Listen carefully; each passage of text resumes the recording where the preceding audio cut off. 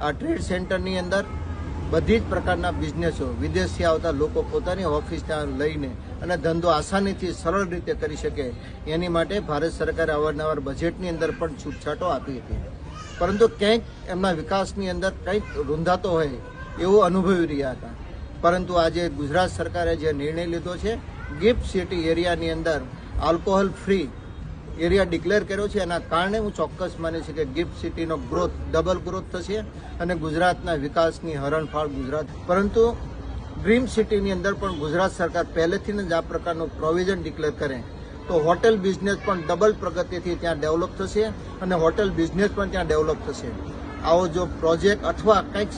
ગુજરાત સરકાર આ બાજુ પોઝિટિવ ચિહ્ન આપે અથવા ઇન્ટિગ્રેટ આપે તો હું ચોક્કસ માનું છું કે ડ્રીમ સિટીની અંદર પણ આવો પોઝિટિવ નિર્ણય લિમિટેડ એરિયાની અંદર લેવો એ અત્યારની માંગ છે અને સરકારે આ બાબતે